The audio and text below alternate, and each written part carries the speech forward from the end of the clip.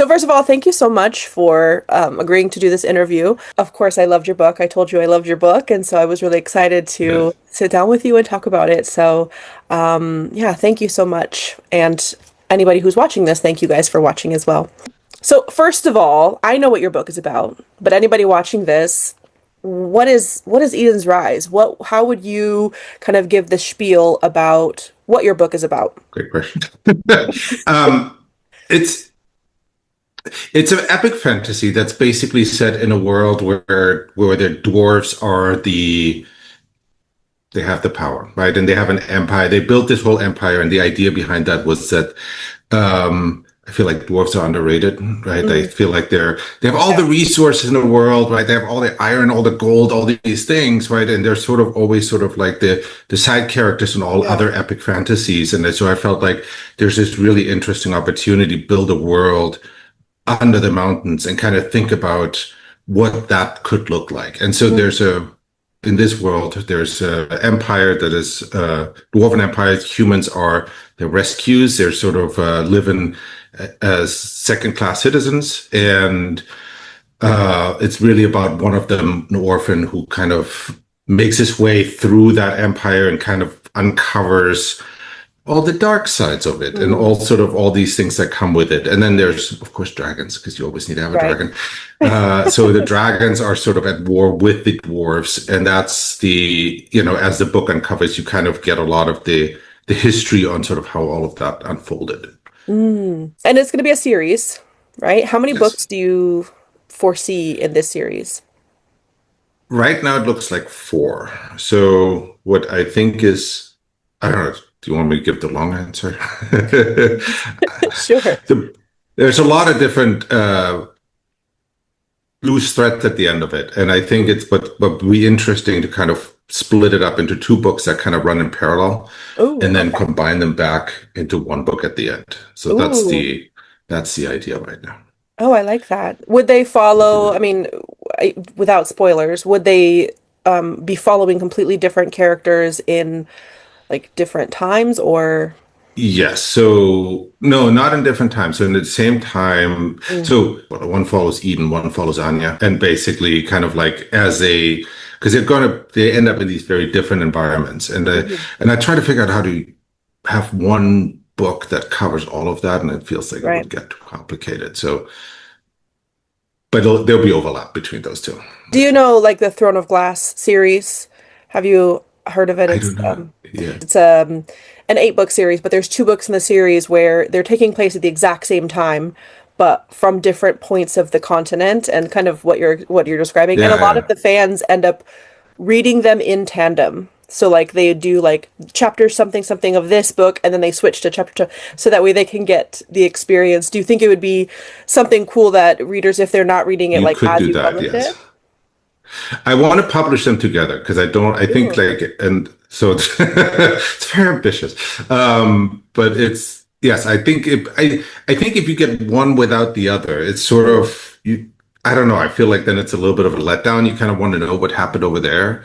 right. So, but we'll see how it goes. I'm halfway through the first draft of one of them. So it's Ooh, work. nice. That's good news for those of us who are already wanting book two. I think that would be really cool, especially if because a lot of the fans of, like I said, Throne of Glass, a lot of the fans have created the chapter guides of like, okay, here's All like right. a bookmark. These are when you switch over to the different books.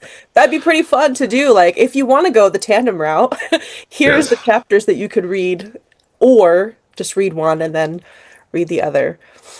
That's really interesting. I'm going to look into Yeah, I mean, that. a lot of us do that. A lot of us who have read that series, we did the tandem, and then some people just like, going to one and then going to the other. It's a different reading experience, but I think it's fun. I think it's fun giving readers a choice of how they want to do it. So I really like that idea. Yeah. But however early you want to get it out.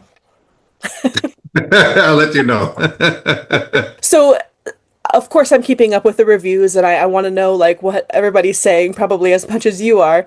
And one of the common themes that I think are people are saying is it's YA. but you describe it as epic fantasy. How do you see that distinction between like epic fantasy, but some people are saying it's YA, probably because of the lack of, sexual content or kind of graphic violence. Yeah. Do you think it will still have those elements of YA? I think kind of like Aragon sort of feeling, maybe that people are likening Yes. it to. What do I you think? think Aragon is a good example. I think I've honestly, I struggled a little bit with the target, like with the age demographic. The original intent when I started this whole I was like I remember reading Lord of the Rings when I was 12 years old, right? It blew my mind, right? And I wanted to write something that kind of sucks you in like that, Yeah. right? That for like if you're just like it's just like that and it's for those who haven't read it, it's nothing like Lord of the Rings, just to set that expectation. But But it it has has the that same sort vibe of though, honestly. I it think with the has dwarves and the elves, like it does have a very like it has some yes. Mhm. And it's yes, I just don't want to set here's another Lord of the Rings knockoff or something, right? But but I wanted to just create that vibe of it. And so in some ways, 12 years old, right? If that's your like a smart 12-year old, that's middle grade, right? Right. YA technically should be a YA because the characters are like 16, 17-year old. Hmm. So but then I talked to an editor and she was like, well, if it's YA, it should be more angsty. Mm. And, I'm like, I don't want to write an angsty book. I don't, so, and there are some themes in there that are quite adult. And in the end, I kind of just said it's epic fantasy, right? If you, Lord of the Rings is read by everyone, right? Right. Like I don't know, I had a hard time slapping a label on, Yeah. right? But to be fair, it is more clean. Hmm. Than like it doesn't have a lot, there's no sex. The violence is not gory, right? Right. It's sort of yeah, I don't know. Yeah. It's hard. I It's been think tricky. I think people have a problem with wanting something to be this. They're like, oh, this Yes. is romantasy. Oh, this is YA. And a lot of books, I think, don't really fit into one specific genre. And why should they? And Right. what is like just because it doesn't have sex or gore make it YA versus epic Right. fantasy? Like what makes something epic fantasy? Is it the graphic violence? Well, and that to me, I would have said, right, like I don't think of Lord of the Rings as being very graphic violence, right? It has battles in there, Hmm. but it's not gory, right? Right. He's not describing how the innards came out Yeah. and the blood gore, right? Um, so and that's definitely epic, right? To me, Yeah. epic means it's like the world building that you create, Right. right? The um, how would I say it? Like the sophistication of sort of like what it pulls you in, right? It feels epic. I I mean, don't know. like reading Mistborn, to my recollection, Yeah, Mistborn wasn't graphic. yeah, It wasn't gore. I mean, is Mistborn YA? Like, is right. I it? think Miss actually Sanderson is a good example because he's not that graphic, right? Mhm. And Mistborn, that is a great series, and it's Yeah. not. Yeah, that's exactly. I think that's a good example. Yeah. And the characters are younger in that one too. I Right. think I yeah, think Vin is you like could, 16, 17 when she like in the main yeah, part of it. Hmm. Yeah, and I think I mean I listened to the audiobook of yours, so of course I think I got the Sanderson feel because of your narrators as well. yes. I'm gonna ask you about the audiobook later, but I think like how do you feel when people say, "Oh, your book gave me Tolkien vibes," or "Your book gave me Sanderson vibes"? Like how does that feel as like a debut author to have people compare your books to these greats? I mean, that's mind blowing. Like any the it's the best compliment you can get, right? And I think the getting the reviews into, you mentioned it earlier, right? Like you kind of like you'll watch them, you're like, did they like it? Did they like it? And then you get 5 stars and you're like, oh wow, they actually people do like it. I did Hmm. something right. Hmm. Um, yeah, it is very humbling, right, to be compared with those authors because they are just so good. And um, I just wanted to, as I said, I wanted to write a book that's good, right? Like that's Mm, people would enjoy that, I would have loved when I was that age, right? And right. there was a review actually that came in a couple of days ago from a mom, and she was like, this Oh, was her her 12-year-old son. I read introduction. that one. Yeah. Yeah, she introduced her son to fantasy with this book, and I'm like, that was the goal. That is awesome. Maybe this is why people say, "Oh, well, maybe this is YA middle grade," because younger people can read it or It's listen to it. accessible. Yeah. But does that make it? Yeah, that's a good word, accessible. Does it mean that it's not epic fantasy? I don't think so. I think it can be accessible epic fantasy, not Yeah. necessarily just slapping a YA on anything that younger people enjoy. What also? This is not a question I had prepared, but I want to know your thoughts on it.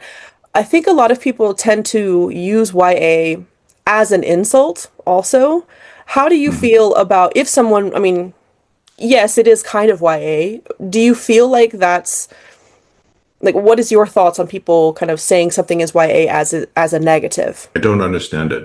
I think it's something, if you, and this is in a very different realm, right? When I think of YA, there are some really powerful books, like The Hate You Give Mm-hmm. is like as one of the most powerful books I've read. And Yeah.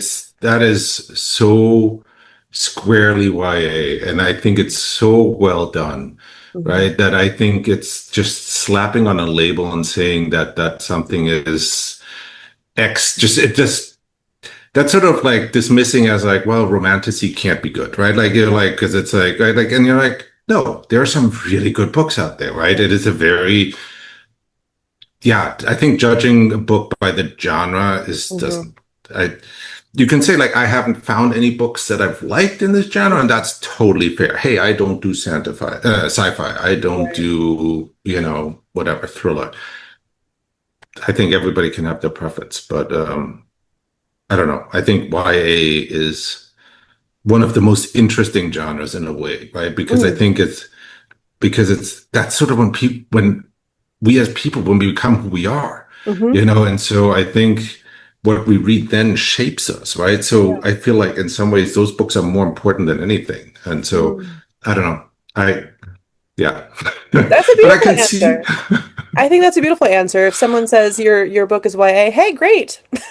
Great. I'm glad it gives a vibe that it is accessible to everyone and is accessible to yes. that central target audience of people who are finding themselves. And I think people usually tend to stop reading because they get sick of it in high school, middle school, Right. university. And so I feel like YA books getting people to want to read after they've just been forced to for several years, I feel like is wonderful. Why should we make that into Yeah. a negative thing, right? Yeah.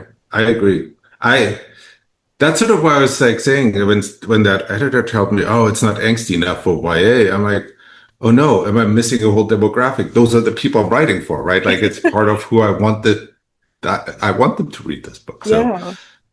I choose to ignore that advice and not make it more angsty. But No, I mean it's it's interesting. great. I loved the story. I really loved the story. How old were you whenever you got the idea for Eden's Rise and you were like, okay, I need this to be a story. Like I can't just be thinking about it in my head anymore. I want to get it and put it down on paper. Like when did that really happen for you?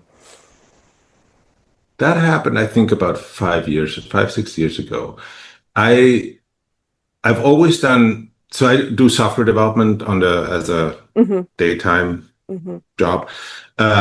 But I've always been on the creative side. My dad was a painter, right? I grew up in a studio. I wrote when I was in I guess middle grade. It is 12 years old. Yeah, Hmm. around the time I read Lord of the Rings, of Hmm. course. But I'm always have done like had creative. I went to photography. I went to art school for photography, and always had sort of creative outlets.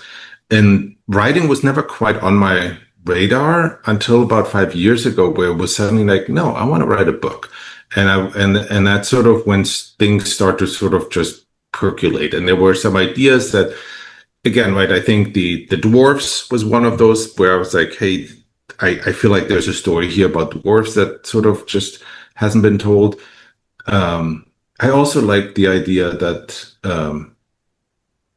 I wanted the fantasy world to feel more evolved, right? It's sort of one thing that bugs me a little bit about Tolkien was, and you can't really criticize Tolkien, proper Tolkien, but right, like there for thousands of years they fight with bow and arrow and Mm. swords, and you're like, nobody thought of a crossbow or came up with something better, in a thousand years they do the same thing again and again. That doesn't really make sense, right? If you look at sort of just human evolution, we are creative, we want to solve, and so that's the part of it. Was also in the book, it's sort of, I placed it at what I would consider a renaissance, right? Like Hmm.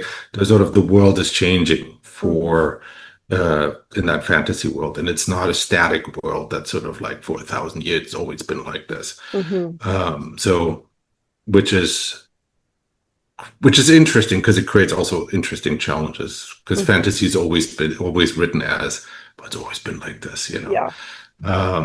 But so there was a few of those kind of things where I'm like, I would like to tell a story about that, because Hmm. it sort of bugs me in other fantasy, and I think it'd be interesting to take that angle. Hmm. And the art that you have also, looking at the illustrations as I was reading or after I was reading, I was like, wow, this is gorgeous. Like the in my mind, it was like a movie that was being played, like when they go to well, I'm not going to spoil it, but when they go to the um Sweet. just matching that up kind of with the illustrations that you have, I was like, wow, this is fantasy. Like this is fantasy. And I was Yeah, having the time of my life while I was listening to it. I finished it in one day, that's awesome. actually. I Wow. finished it in one day. That's awesome. I think this is the kind of fantasy that, I mean, of course, there's so many great fantasy books that are, being written every day and published every day. But I think this is the kind of fantasy that for me, it's like it's not it feels like other things, but it also feels fresh. Like it's Hmm. real, like it's familiar enough that I Yeah. recognize this as fantasy. But as you said, when I was like, oh, dwarves, when was the last time I read a book that had dwarves in it? Honestly, the only thing that came to mind was Lord of the Rings. Like, Right. like when was the last time I read about dwarves? Yeah, it's a fair point. I really There's I had to very rack my little. brain. There's very, very little. Yeah, very little. I really enjoyed your take on a fantasy, and I think a Yeah. lot of the other people that are reading it as well. And one of my friends that I had him read it, made him read it. I was like, read it, read it now. He said the same thing, that it feels fresh, but it also feels very nostalgic of the things that Yeah. we love of the fantasy genre. I want to know about your writing because it took you said 800 hours, several Mhm. years to write this. Are you like on a scale of like complete pantser to planner? Where would you rate yourself? Where do you think you fall on that Oh, all the way on the Panther side. I try to plan. I So this is interesting, right? This is a good question to ask, right? It's sort of the I don't like the term pantser because it implies that you don't know what you're doing. You're just kind spectrum? of like, by the pants of your seams of your pants. Kind of it's sort of, I actually try to do outlines, and I actually try to like think it through and plan it out, and I get the characters into these jams, and I'm like, how are they going to get out of this? How are they going to, right? How do they, right? I know they need to be over here Yeah. next, but I can't figure out like what would be the thing, the Hmm. reason consequence setup thing that gets them to come over here. And then I start writing, Hmm. and it's like, oh, and then so and so said, and then so and so, and suddenly they're over there, Yeah, right? And right? it's sort of, it just kind of flows, and you're, Yeah. and so to me, pantsing is more like, I feel like, and it's the best part about writing, because Mhm. I don't really know what my characters going to do, because your Yeah, subconscious sort of becomes these characters and right. starts acting like these characters, and it's sort of fun because you're like these characters because they come to life and they tell you how they get over there. You're not, and Yeah. so I don't know. That's to me the best part of writing. You're like, wow, how did that just happen? You And know? I think that's so funny. Like people who don't write, that they just read, when you say like, "Oh yeah, my characters just did this thing," they don't understand that because they're like, "Well, how? But you're writing it." I'm like, "Yeah, but that's not how it works." Like I was writing a manuscript, like part one of my novels that I'm working on. Hopefully, I finish it one day. And suddenly, the male main character had a brother, and the brother was trying to kill the female main character. I didn't plan that. It just happened, and I was like, "Oh, okay, he has a brother. Cool." And he wants to kill her. Oh, that was interesting. And those kinds of things just happen, and then they either Yes. take you where you need to go, where you had envisioned, or it derails you. So have you gotten derailed by your characters before, where you had an outline and then it took a different trajectory? Yes. Ferris was not to be bleep. So he was not supposed to end up where he ended up. He was, it was because it's a trio of friends. They sort of, Yeah. go on their journey. And what happened to him was a very natural, as you sort of like, as I got there and as I started feeling out that new world that they're in, Hmm. right? And the different pressures on the different characters and who they are and all these, he just became that. Yeah. And you're like, oh, that is interesting. That I did not see that coming. Right? And I feel like that is, and I think that's also something that, and those are the things where I feel like, subconscious kind of brings these things in, but it's also something when you say like the book it's sort of a fresh take on something familiar. I think the other part to me that's fresh about it is you bring in things like topics like that Yeah. are modern topics, Right. right? That are things we're contending with today. And I think that's reflecting on that. I think it sort of seeps in. You can't even help it. Yeah. You're like,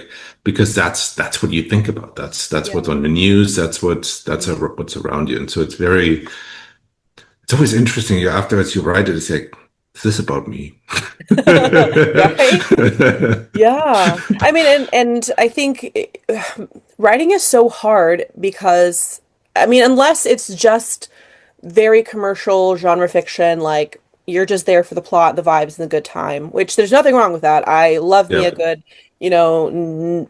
no whatever, no nonsense thriller, just get me through a palate cleanser, right? But I think if you're reading or writing a book that has deeper themes. The writer is not, and the reader as well, they're not just balancing, like, okay, who are all these characters? Okay, what is the world? What's going on in the world? Okay, where's the story going? What's the plot going? You also have, like, what themes are here? Like, what is the story trying to tell me that's beyond what the characters are going through? And I think in your story as well, of course, you have that, spoilers, but you also have like classism, right? Like Mhm. to me, the rescues are kind of like refugees or immigrants in a way as well. And so, how did you or I guess what inspired you or what made you want to kind of also have that layer of these different themes that you wanted to explore? And what do you hope that readers kind of take away from that? I guess it's a kind of a big question. You can answer it in whichever order you want. What Yeah. inspired you? I know your background. You're from Germany originally, right? Yes. Um, So I apologize if I get my idioms wrong. That's no, no, no. usually You're good. You're why. good. You're fine. I think, well, so because you touched on it. So my background is I'm originally from East Germany which used to be communist Yeah. before the wall came down in the 89, 90. And then, and my parents were actually able to get across sooner than that. But so anyway, I grew up, you know, very young until like age 6 or 7 in East Germany. And then we moved to West Germany and then I grew up there. And and then I came to the US for college when I was 20. And so and my parents also moved around a lot. Like we just moved, I don't know. we just moved around a lot. So it was um I never really had strong roots, put it that way, Mm. right? And I think that's something where like it was also something where it was also and I had a it's a late bloomer. I was smart, good at math, right? Like sort of like some of those things that sort of make you a target for bullies and you're like you're not fitting quite in anyway and all of those things sort of I think it's I've always sort of been doing my own thing, right, all my life. And I think that's something where, and I think the orphans in the book are really a reflection of like, you have to find your strengths. I don't know how else to say it, right? Like you're in the end, right? It's the world is rarely a place that is that supportive, right? It is, you have to find your way and it's okay and you can do it, right? My school had the motto and I kind of put a very modified version in the book, but actually it's not in the audiobook, but there's more in you than you think. I just put Mm. it in the front and I think that's also what this book is supposed to be about, right? That you can and then it's in the title Eden Rise. But right, it's sort of I think that's what I wanted to write. I wanted to write something about sort of that growing into that, right? And I think the having sort of an oppressive world kind of just creates that pressure on page one, right? I think it was a very interesting way. I don't know, it just felt very natural to kind of like start with that. And I think again, I think we see so much of that today, right? I think it's something that I feel like it's so sad. I feel like we should be so enlightened. We have all the technology in the world. We are a prosperous, and that's not true everywhere, but right, like but especially for the world, for the part of the world that is prosperous, like we shouldn't have the problems that we have, Yeah. right? Like why are there still people being I mean, there's not even a female president yet Yeah. in the US, right? Like every other country has had a woman in charge, and there's just things that it shouldn't be that hard, and I feel like it's in some ways I'm privileged. I'm white, male, fitting in the US. But in some ways, because of my upbringing, right, I never quite fit in either, right? And that sort of was, I don't know, it felt good. It felt right to tell that kind of story, right? And give people kind of the opportunity. And I think one of the things that's also, you'll see, I don't know if you picked up on that. There's very little character descriptions. There's very Yeah. little sort of like, has black long hair, has Yeah. green eyes, has, right? And the idea behind that was that anybody who reads it should be able to see themselves in the characters. Mm. And so that's again, I think it's really this sorry, I'm rambling. No, you're fine. But It's yeah. okay. Mhm. But I think that's the right. I think that sort of was the essence of that, right? That you have this oppressive world and that, the book kind of gives you that hope to kind of overcome that. I think with the friendship, sometimes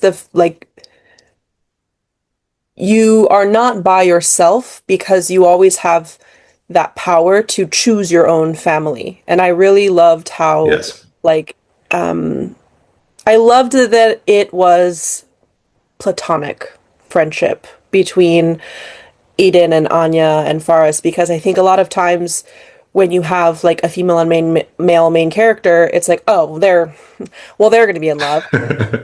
I personally hope that they never do because I like that they were just friends. They were friends, they were children, they kind of made this found family when they had no one else and nothing else. And Yes.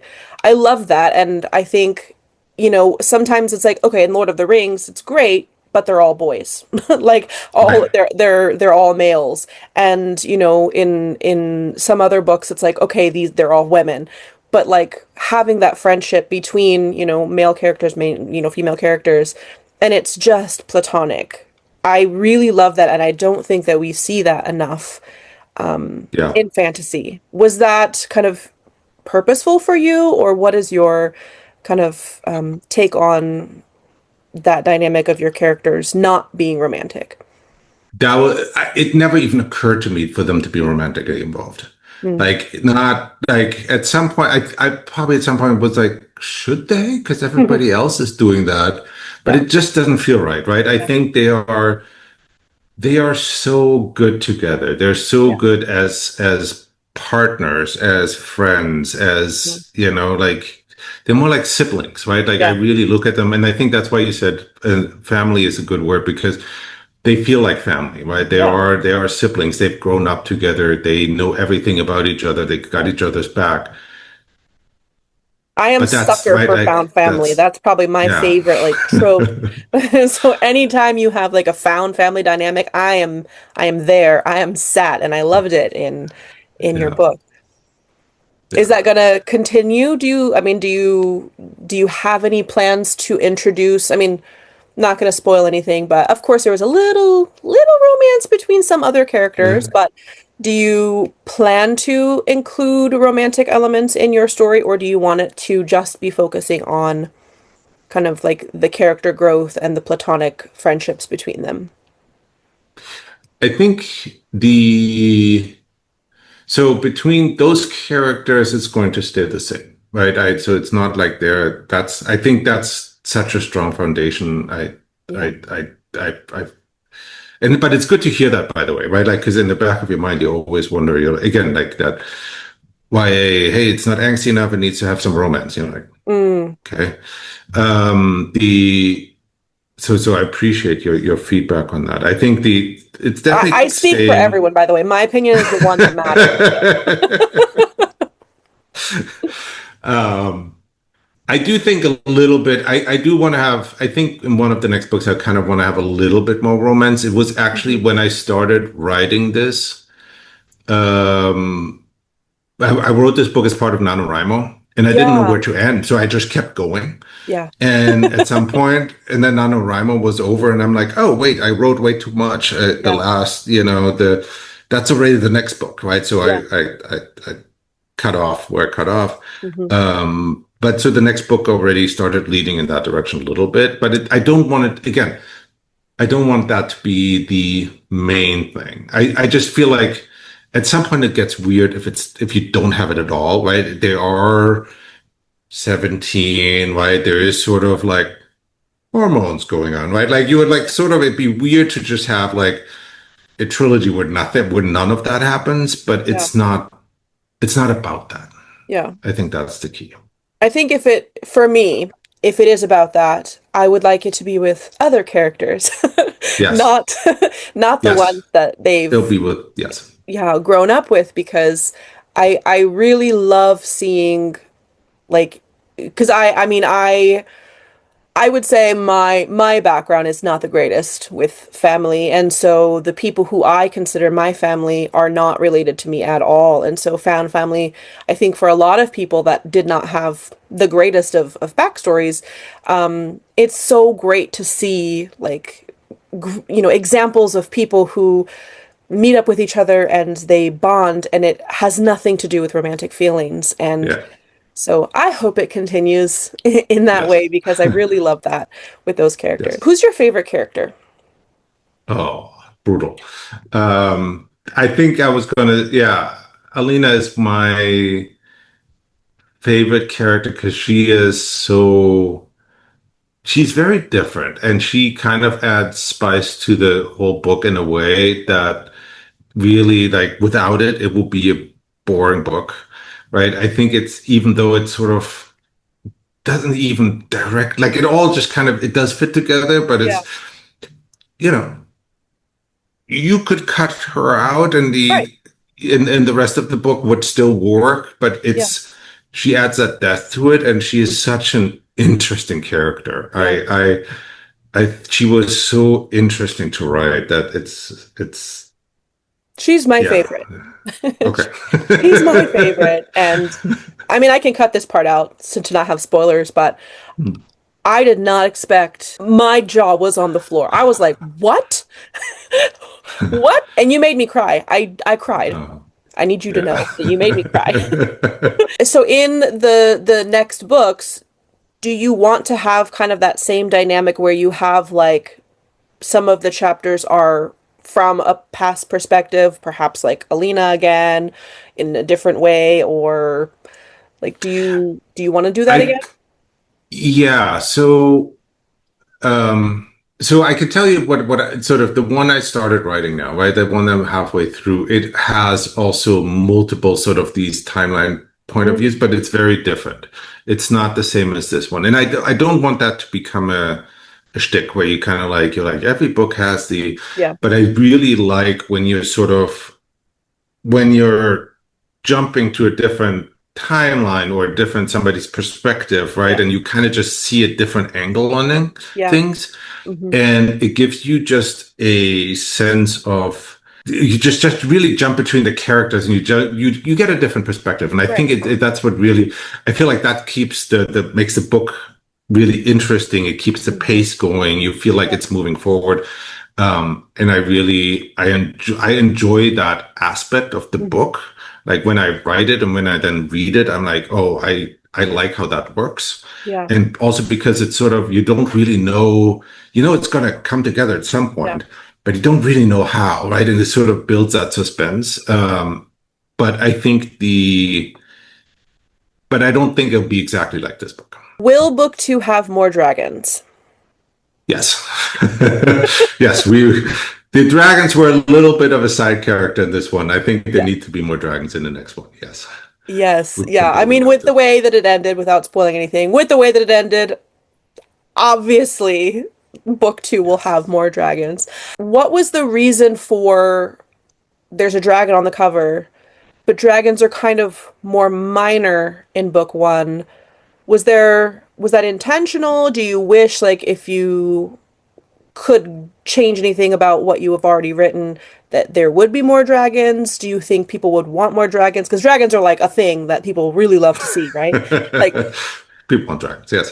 people want dragons. Yes. They're there. They're just not Yeah. there, you know? It's not about them, right? Yeah. They're there. The I was debating that. I was playing with it and it just didn't.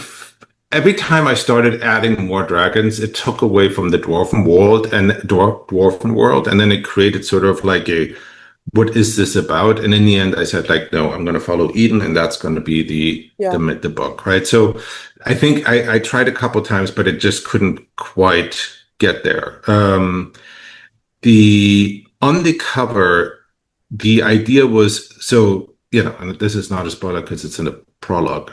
But Alina is a dragon rider, right? Yeah.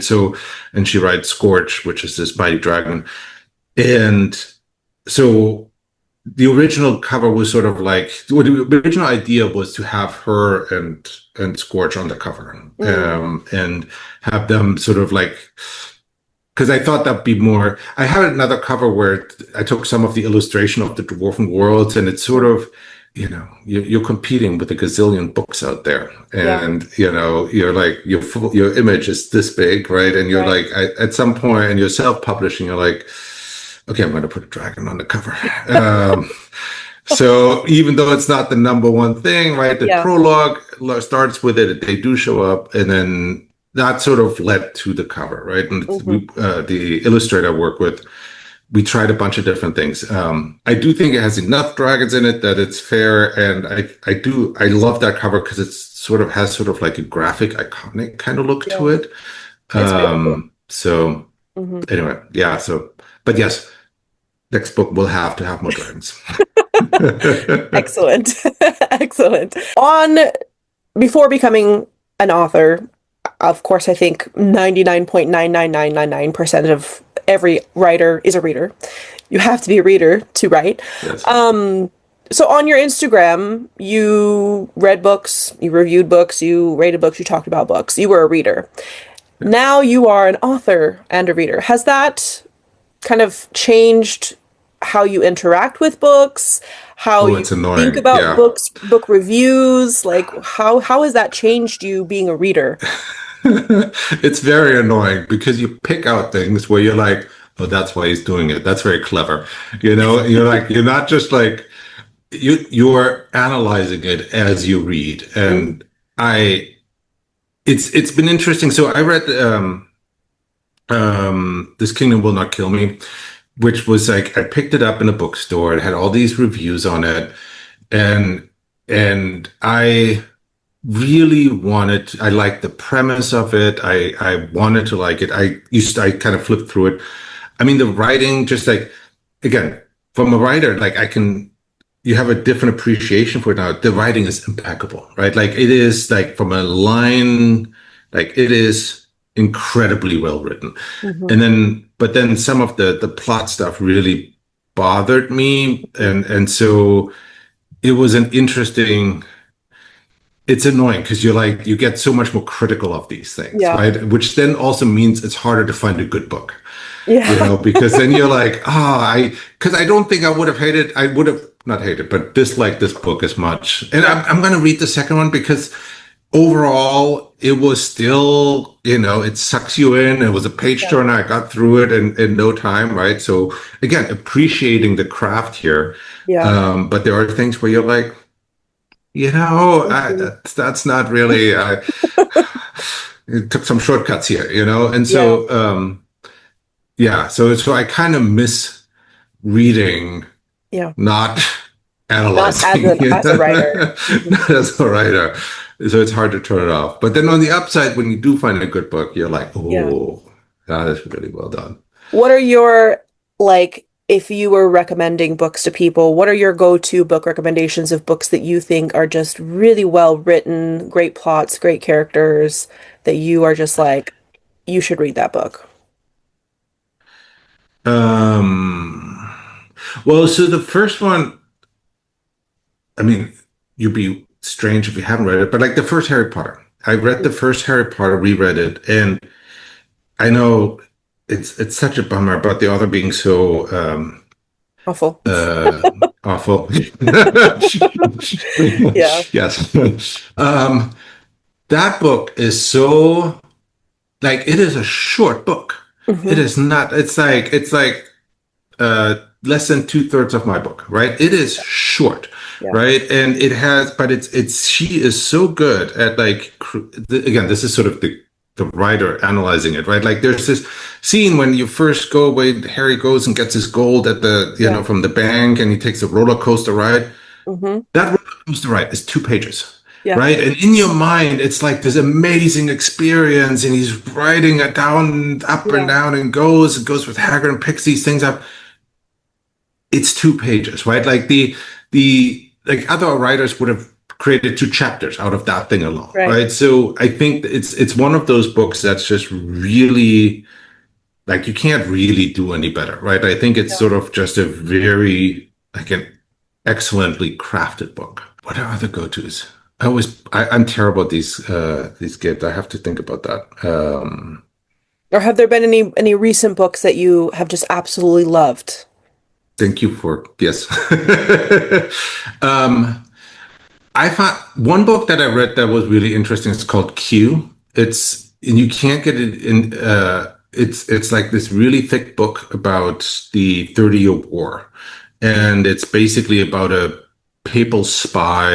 And it's so the 30-year War is interesting because I kind of want to lean into that also for this book series, which is kind of why I picked up on it. It's sort Yeah. of, nobody knows about the 30-year War. It happened in Europe in, like, you know, medieval ages, and it decimated Europe, right? It Yeah. is all these sort of, like, it was incredibly brutal, and all these, it had all these different factions that sort of everybody had their own little thing going on. I find that really fascinating. And so the book was really, it took a moment to get going, but it was really, really good because it basically kept alternating between the main character, who Hmm. kind of gets just swept up into these different situations, and then the antagonist, the papal spy, who sort of like instigates all these terrible things that happen, and they're sort of on opposite ends of each other, and they're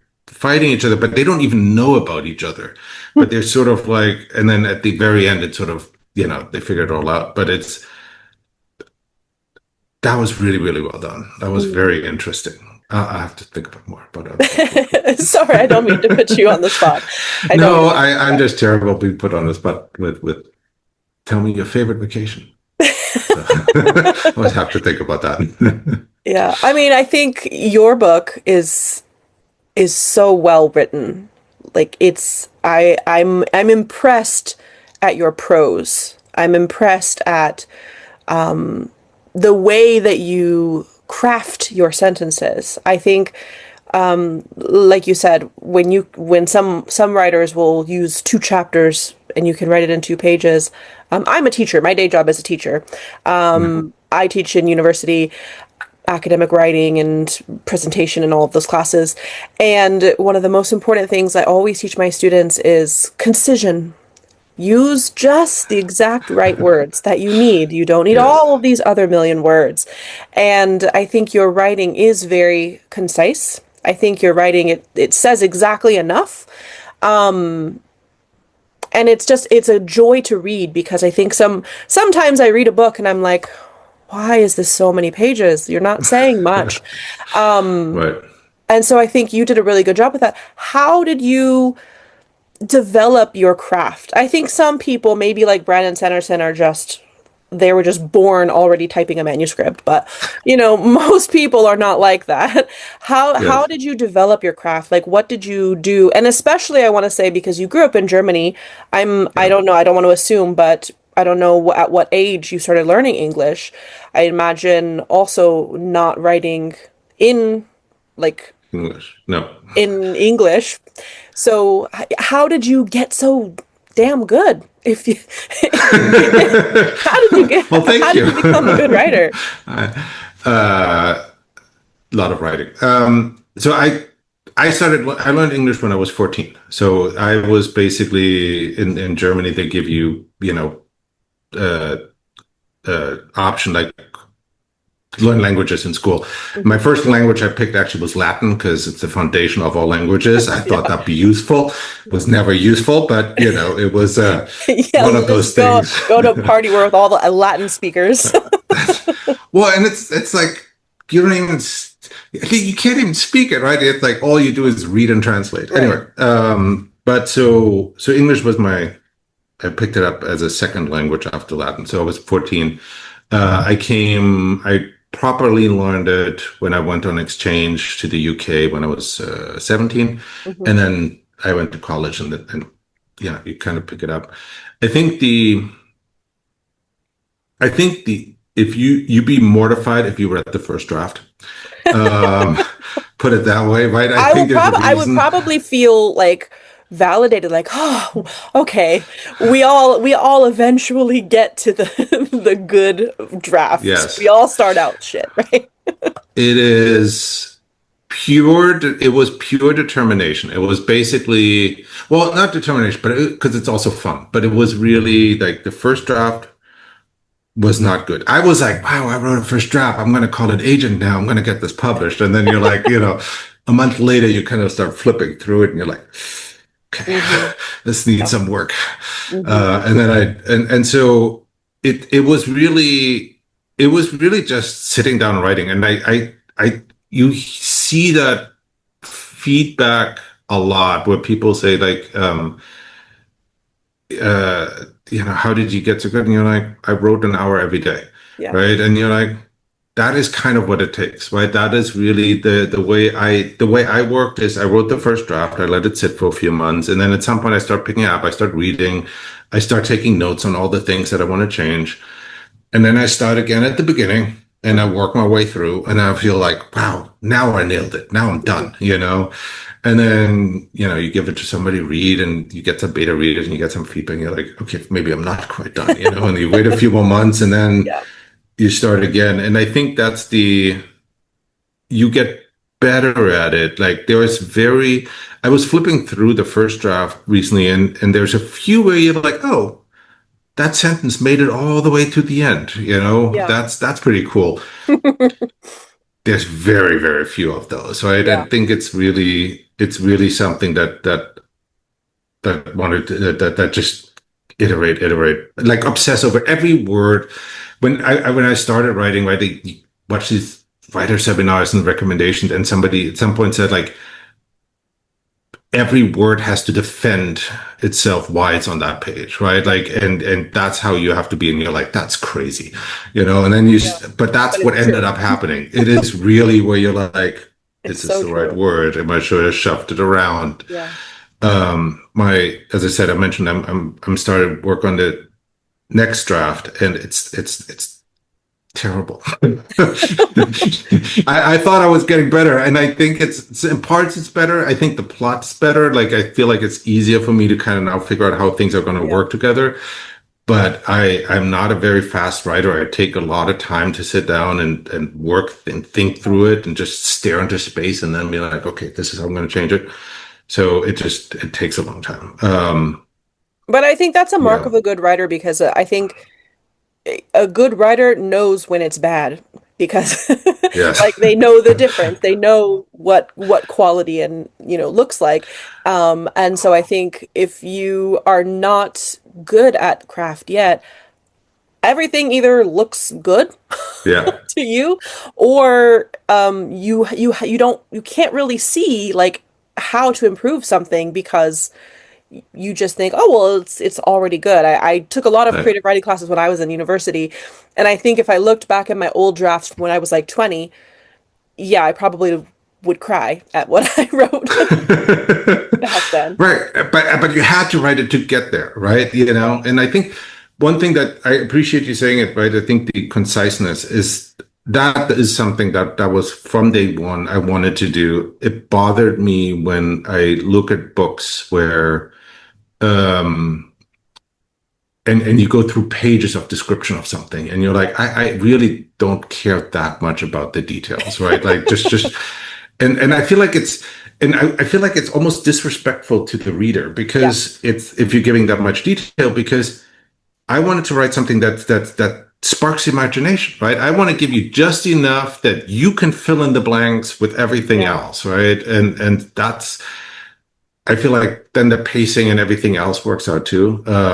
But yeah, that's been something that's been that was a goal from the beginning is to write mhm, something that's concise and just the right amount of information yeah, so that you can envision it, but and it feels rich. It doesn't, but yeah, it's it's in your head. I'm a big fan of just kind of like give you just enough and trusting the reader to yeah, figure things out. My line editor went in and a few times was like, "You're a little too vague here. You need to yeah, be a little bit more details, a couple things here yeah, and there."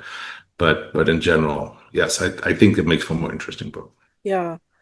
And I love that you think about the reader as well because I think, when you write something, of course you want people to read it, right? But I think, I mean, I can't, this is not a negative thing about authors, but I think sometimes it's easy to forget that readers don't have to read anything. They have so many Right? other things that they're doing in their life. They have so many other commitments. And so to sit there and commit to reading this book, I think it's nice when an author is like, let me actually give you the best version of this so that you are being efficient with your time. And Yeah. I can't, there's one book, I'm not going to name the book, but there's one book that it makes my heart beat, accelerate like to the point of high blood pressure because of how just much I don't like that book. And you could take out 300 pages of that book and nothing would change. Like nothing, which Yes. I would get angry. Like, why are we still on the same event? It's been 4 pages, right? And so I think when authors can respect that readers, we want to just get to the point. We want to just Right. we want you to trust us to pick up the subtext and to understand the nuance and not have things completely spelled out and detailed in Yeah. 12 chapters. Yeah, so I appreciate that as a reader that you are thinking about how to give the reader the best reading experience. Okay, I want to ask you about your artwork. Mhm. Did you write the book and then give the kind of concepts to the artist and say, "Hey, I want this made," or did you see art that you liked and then wrote around that? Like what was the process of Mhm. getting the art created for your book? So the so I was done with my probably second draft, and I at that point I realized one of the things I really, again, this is sort of ties back to sort of the original idea with the Lord of the Rings, right? One of the things that sucked me in as a kid with Lord of the Rings was the map, and you're Mm, like, mhm, ooh, now they're here, right? Like it's sort of like it just added more to the book. And I was like, I want that. I want something like that for the book. And I thought it'd be really interesting to have illustrations. mhm, And so then I started going onto ArtStation and looking around for illustrators. And the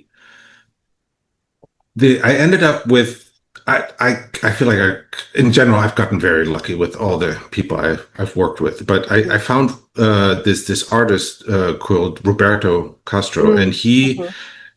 he doesn't even have, I don't think he even has an Instagram, right? He is a conceptual artist. He's Mhm. worked on Rings of Power for Amazon. He worked on Marvel movies, right? He Wow. basically does the sketch drawings that they basically then use to build the sets, right? Okay. So he kind of like envisions rough outlines of Yeah. here's how this could look, right? And so what I liked about him and about his portfolio was that most artists, they put a dragon in it. They put a dragon on their page, and then they figure out what's in the background, right? Yeah. And he worked the other way around. He envisioned space, right? He could Mm, tell. And when I talked to him, it became he actually mentioned he was used to be an architect. He studied architecture initially, mhm. right? And that's also why, again, for his job, right? Like if you think about building sets, right? Like a lot of his sketches, they are about space, right? And so Yeah. that's I was like, wow, he would actually, he might be really good at this. And so I reached out, and a few months later he had some time, and it was awesome. I mean, the collaboration was really good. Like I made a list of all the things.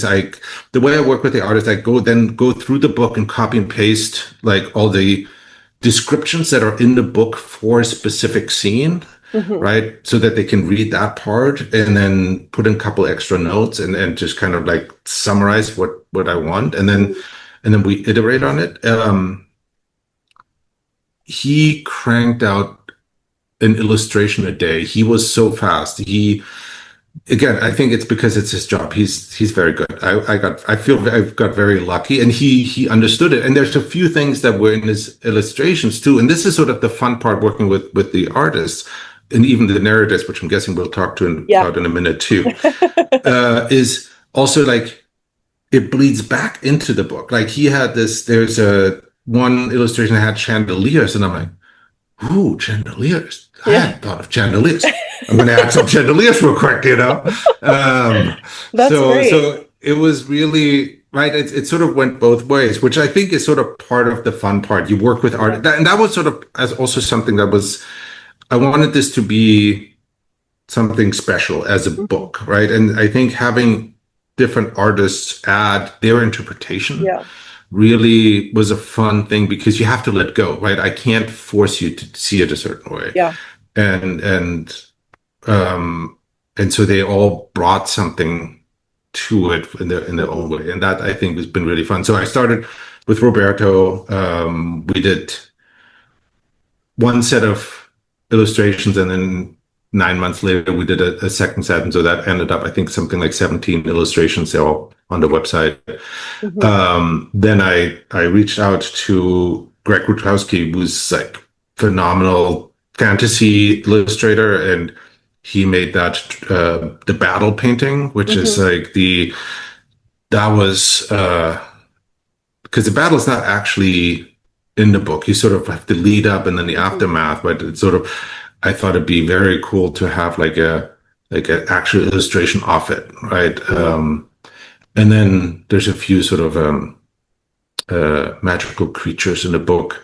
Mhm. And again, I went like this time I went to Instagram and I found an illustrator who he's just really, really good at these really detailed Mm. animal drawings. And when I reached out to him, he was really excited about doing a fantasy drawing because he kind of wanted, because he was sort of not tired, but he wanted to try non-real, like he's been drawing real animals this whole time, so he wanted to try something else. Anyway, so it's been really fun to kind of work with the different artists and kind of layer that into the book. Yeah, that's so cool. I hope one day I get as lucky as you to be working with some fantastic people.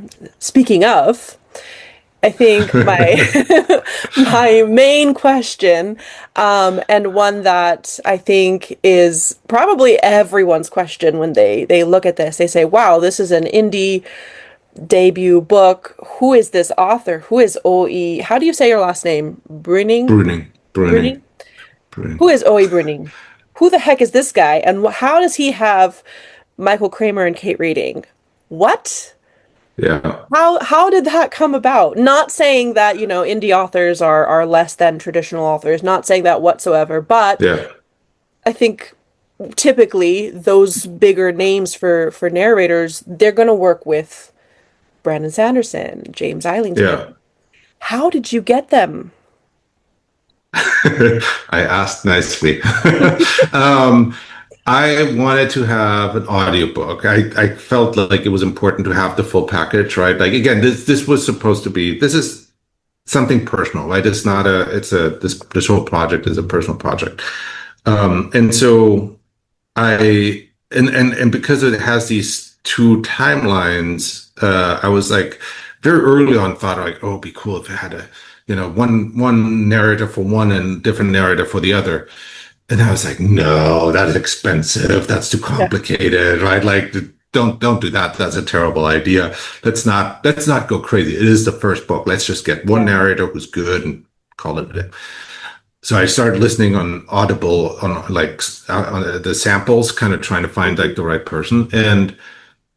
And I found a few people and I reached out and either they were too busy, or you never know why they say no, right? They say Yeah, they're too busy. Maybe they might have been like, hey, Indy, not doing it. I'm yeah, just going to tell you too busy.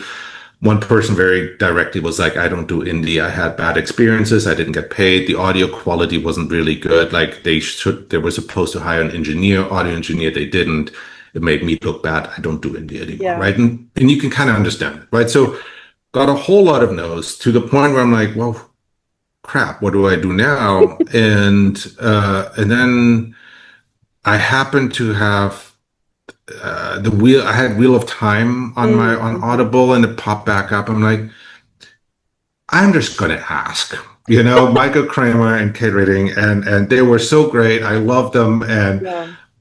I'm just And going to they're ask. And the married, so worst thing, like that and they're takes cute. care of And I was like, there's having to two of have them. two different people. They can do the timeline thing, the whole idea. I'm Mhm. like, that'd be crazy if that worked out. But sure, if I'll ask. In the Why worst not? case, they say no. Why not? And they were very nice about it. Got an email back and said like, hey, why don't you send us a sample? Mm. And so I sent like the first 30 pages, Hmm. and they were like, yeah, that looks good. We have some time in a few months, and here's our terms and all that. And they were That's great. They're so insane. nice. Yeah. And it is such a and it was and it is interesting because when you hear your own book read, Mm. you realize how good they are. Yeah. Because it's sort of like how much they put into each of the characters. Right. And what blew my mind with the narrators, like when you talk to beta readers, they tell you, oh, I like this character, I didn't like that, I didn't Yeah. like right, but you don't really know Hmm. how they, right? You can't look into their brain and Yeah. see sort of how they read it. And with the audiobooks, you're like, and that's sort of like similar to the illustrated, it's like you you hear them read them and you're like Oh, you're looking inside their brain. You're like yeah. reading, you're seeing how they see the characters, and there are some Yeah. things where you're like, that's different than what I thought. Mm. Like they made Ferris more. Michael made Ferris a little bit more snarky, right? Yeah. Like in my mind, he was more aloof and just a little bit more. and it's not in the words he says, it's just in the tone he So uses for that character, right? And it was such an interesting experience, right? But you can tell they really thought about it. They really kind of brought their own thoughts to it. So yeah, it was a really interesting experience working with yeah. them. And I think, it's your book, right? It's your book, but the right narrator can just really elevate it, like you said. Yes, And they are fantasy readers. Like they are yes. fantasy narrators. And so when I was listening to it, I was like, oh my God, this is a fantasy book. And I think I would have had the same experience reading it, like with my eyes, because, of course, they're Yeah. still your same words. But that experience of listening to it read by professional fantasy audiobook narrators, it was so special, and I was like blown away when I was listening to it, thinking, "Wow, this is an indie book with these I narrators." And I think also like when you specific genres and specific kind of vibes of a book, it's not going to work with every narrator. Like, for Yeah. example, one of my favorite authors is S.A. Cosby. I don't know if you know who he is, but his books are Mm. phenomenal. He writes like crime thriller, like noir kind of. It's Oh, very that sounds and cool. it's Yeah. wonderful, and he's a black man from the South in America, and so the narrator for his books is Adam Lazar White, whose voice is phenomenal, and it is also a black man. And so I think when you hear like the narrator that matches the characters and the Yeah. vibe and the atmosphere, and so I think, yeah, you hit the jackpot with those narrators, right? Oh, yeah. Because it's like, wow, I'm listening Yeah. to a Brandon Sanderson book. And I just think that's wonderful. And I also think that really gives hope to indie authors. Like, Yes. what would you, I guess, what advice would you give to indie authors who are just starting out and they want to have a book that is, as good as ones that are picked up traditionally? What advice would you give to them? I know, of course, your first thing would be, what do you got to lose? Just ask. Ask nicely, Just right? as. Well, I What think what the would you first, what advice would you give? I think it has to be a good book, right? Like I think you can fall the trap being like, hey, let's get all these really good people, but if the Yeah. book's not good, it's like that's the number one thing. And I did not think it would take me 3.5, 4 years to get to this point. I thought Yeah. it'd be like, you write this thing, publish it, move on with life. You're like, oh no, No, it doesn't work like this is that. a commitment. No, it does, Hmm. and it's so much more satisfying as a result. But I think that's the right. Like I have deleted scenes. I cut so much out. I moved so many things around. Right, like it is really like you have to have a good product Hmm. for lack of better Yeah. term, right? I think that's the first thing. And I think once you have that, it makes a lot of things easier, right? I think, and what it helps you too is it helps you get a very clear vision of what this is about, right? You get a Hmm. very clear sort of to your point, right? These are phenomenal narrators for fantasy, right? But I think like it was sort of we had that discussion earlier with like epic fantasy YA, where does this fit in, Hmm. right? Like I think it took me those 3 years to really understand the book that I wrote, right? Because Yeah. and then you're like, oh, well, of course these are the right people, Right. right? But I don't know if that I would have had that clarity in Hmm. the first 6 months, right? So I think that's really, really important. I think and I think people call it manifesting it, right? You're Right. sort of manifesting it. And I think the key to manifesting it is really just clarity and insight. Yeah. You're saying like, this is what it's going to be. Right. And then you can go. And I think that's yeah. And again, I wanted to have something I, the other part that I think was really important here too is to have, right? This is all written by me. It's all illustrated by real people. It's Right. narrated by people, right? I want to work with people, right? I Right. think it's sort of like an artistic project, right? So I think that was sort of also part of the vision. And I think that sort of helped also with the whole project, kind of Yeah. bringing that in. But I think so coming back, I think it's just that clarity. I think it's sort of create a really good product Mm-hmm. and don't be afraid to get feedback. That's the number one thing. Like I Oh had yeah. 15 beta readers or something Yeah. like that, Mm-hmm. right? And like anyone I kind of came across, hey, do you read fantasy? Yeah. Do you want to read my book? And Right. then, and then some of them they read and they're like, I liked it. Yeah. Yeah, tell me more. Yeah. I liked it. And you're like, okay, that's not that helpful, right? And Yeah. other people are like, I don't know how they got out of that tunnel. There's like, you didn't explain how they got out of that tunnel. You're like, okay, I Yeah. got to figure out how they get out, right? Like, so Yeah. that feedback loop was really, really important too. Yeah. So I've seen, I guess I've seen writers say like, oh, I don't like when people give me feedback, or like Uh, it's an internal process and I don't really like don't want to give it out too early, which I think is fair, but you need, yeah. like, the book wouldn't be as good without feedback, Right. right? And I think when it's good, when people respond to I it. think some authors also they say, reviews are for readers and they stay away from review spaces. I personally, if I'm going, once I write, I'm going to say when because I feel like I keep saying if and then I just never write anything. So when I publish one day, when Yes. Um, I will absolutely look at the reviews and I'm going to focus on the bad ones because I want to know like I mean of course you can't please everyone, right? You can't Right. change your writing based on every single complaint that someone has, but I think they're a gold mine for what you could change, what you can improve on another draft or Yeah. another work in the future.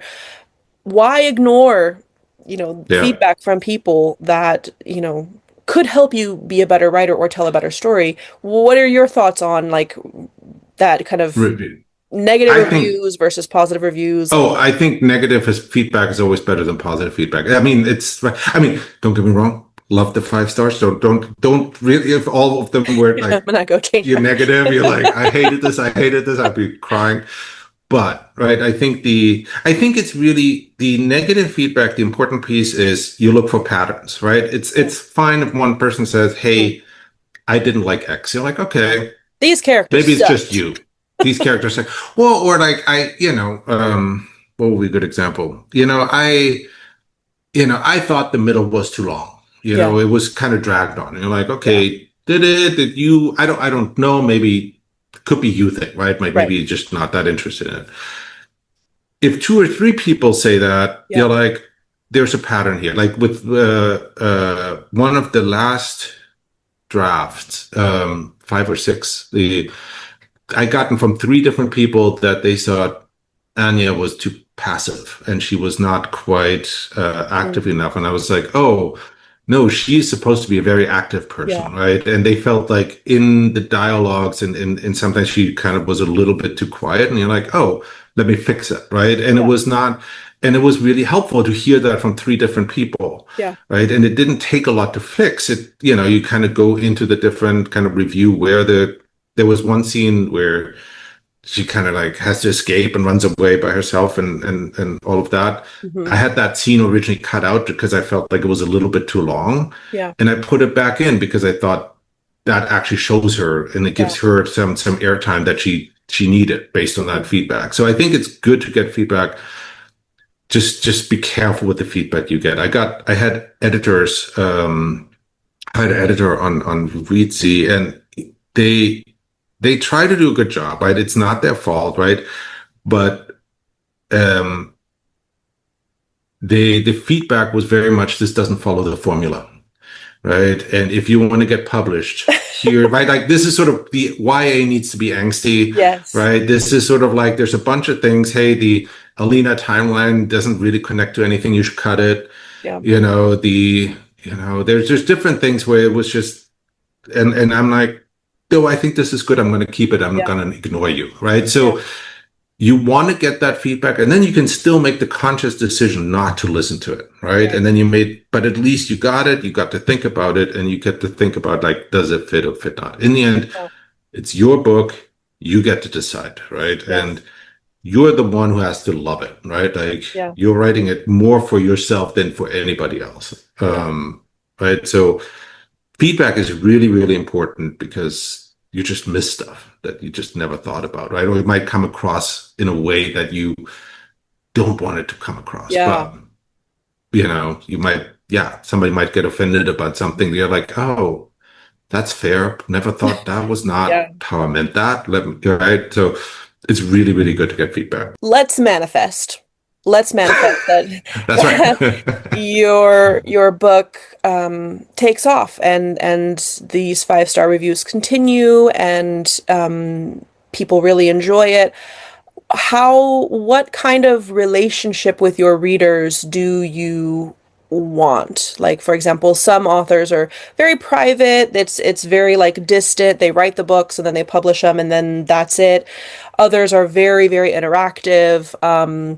Some authors, they have Discords or Patreons and they really interact with their readers. What kind of relationship do you hope that you have with readers going forward? If you'd asked me that a month or two ago, I would have said I'm going to be private. I'm going to write. Like I think in general, I tend to be more on the private side of things. I've been thinking now that it's out there, now you start getting the reviews, right? Like it sort of comes top of mind, and I think I want to be accessible, right? I think it's something that hey, right? I want to hear, right? I want to hear how it lands. I want to hear kind of like what resonated, right? Like it's more, I want to be accessible if people want to talk to me, but I also want to hear sort of like, right, like I have a certain list of things that I think this book is about and what I feel like Hmm. people want to take away from it and all of that. But it's been interesting, right? Even from the beta readers, you hear like there's some people who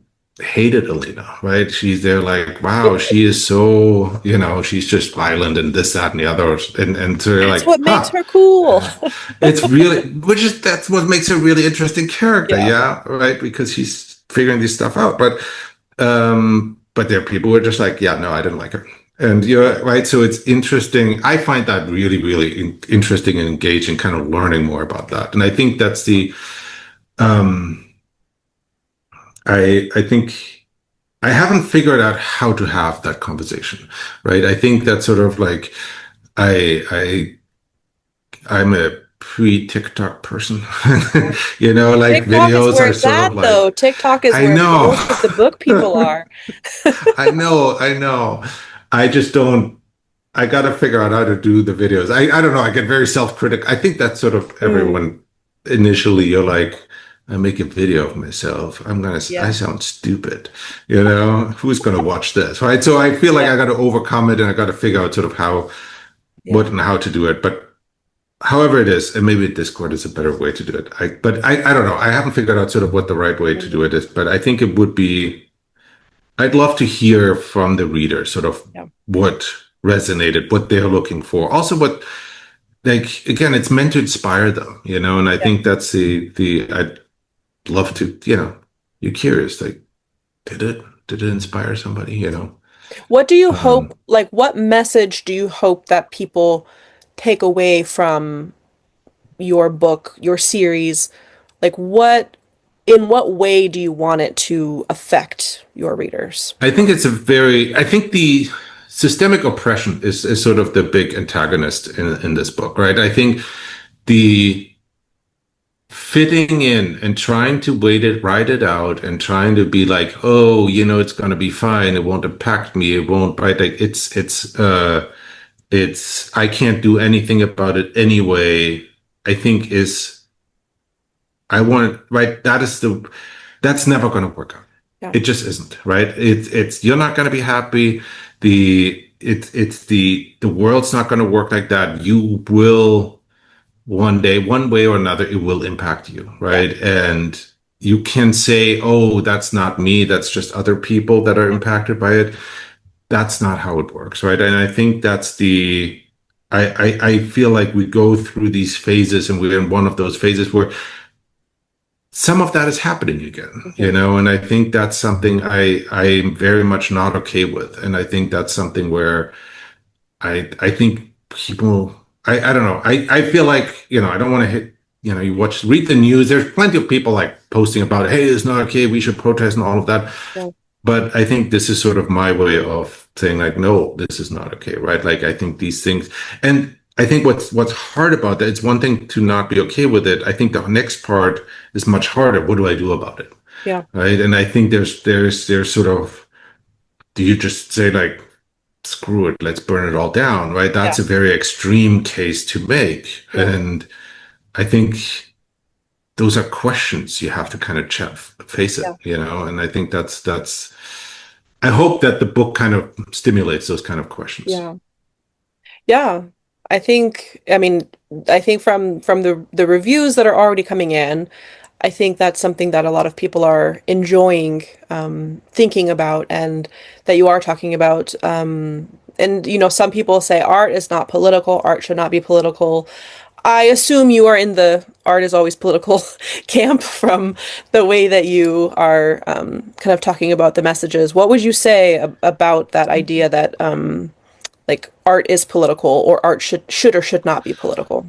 My One of my art teachers, well, it's not well, one of my art teachers said like art is a combination of three to four things, right? Three of them are from the artist, like their DNA, Hmm. their upbringings, right? Like all the like nature and nurture, basically, Hmm. right? Like who they are, how did they grow up, and Hmm. then the environment they're in, right? And so the current whatever is impacting them on a daily basis, right? And so I think that's you can't escape that, right? I Yeah. think all art is that, and I think political falls into that third category, Yeah. or the second one, even your upbringings, right? For Right. me, right? Like, and I think that's the I I think you can say some artists might not care about the political side of things. Maybe they care more about, hey, what does it mean to be human? Right? Right. What is right? Like they might address other questions that are more important to them, that are maybe also in some ways more timeless. Although again, yeah. So But I it's think still that's political the inherently. it's Right. still political, right? Like and it's yeah, it's Hmm. yeah. I think it always will tie to the environment one way or another, right? Yeah. I think you can't I think that's what makes art special. And I think that's sort of what's exciting about art in general is, you could argue like, hey, how come people are still creating new art, right? Like, how come there's still new interesting art coming out, Yeah. right? And it's because, right, because these three factors always change. They're never going to be the same, right? Yeah. So there's always, right, you could say like, well, Van Gogh was the pinnacle of art or something like that, or Monet, right? Mhm. But it keeps going, right? And it's something that, well, we live in a different world. And then sort of those were the three things, the artist. And then the fourth component is the viewer, right? And for a Mm. book, the reader, right? Like they bring their whole world perspective on it, right? And that sort of art is the combination of all of those things. And I think that's sort of why art is never going to be boring because there's always going to be something going on in the world Yeah. that you want to reflect on, that you look to art to challenge you and get you to think about, right, in a way that you otherwise wouldn't. And so I, yeah, I think it's always environmental. I think it's a little dangerous when it becomes too conceptual. If you say like, this is when I create a piece of art about the current person, right? Mhm. Whatever, right? It could be a celebrity, it could be, right? In 10 years, people might not know who that person is anymore, right? The art might have become somewhat less relevant. Mhm. But in general, right, I think it's always environmental. And Mm. I think that's what makes art awesome. I like that. I like that. Well, I don't want to take up much more of your time, so just Yes. one final quick question. If people do want to get in contact with you, what is the best way for people to reach out to you or yeah. Just go to the website, edensrise.com. It has Instagram, email, newsletter, sign up, all of those good things. So, however, just that's the easiest way. On that website, it'll always be up to date to whatever the current Okay. is. Actually, My sorry, one final future question. TikTok. When do you expect book two? I know book one's not even out till September, but for those of us who have already read it, when uh, when are you expecting to release the next book? I mean, realistically, at least a year. I think it's just been, it's going to take a while. At least a year or so, maybe more. I feel like I want to say I've gotten better at Mhm. writing, so it won't take as long as the first book. But I also want to be realistic. I think I I am actively working on it. Put it that way, right? Okay. And so it's in progress. Okay. That's good to know. Well, thank you so much. This has been such a great conversation. Thank you. This was fun. Yeah, I really appreciate it. And I can't wait for book two when it eventually comes out. And I hope that you continue to get lots of five-star reviews. I have no doubt that you will because your book is incredible. And I Oh, think it will be one of my favorite reads from this year. I'm pretty sure. I've already read 102 books, I think, wow. so far. And yeah, I will be in, I think it's definitely going to be in my top 10 because it was really impressive. So, Awesome. anyways, thank you Thank you and so much. enjoy your Thank you. Sunday. Thank you. You too. Bye Bye. bye.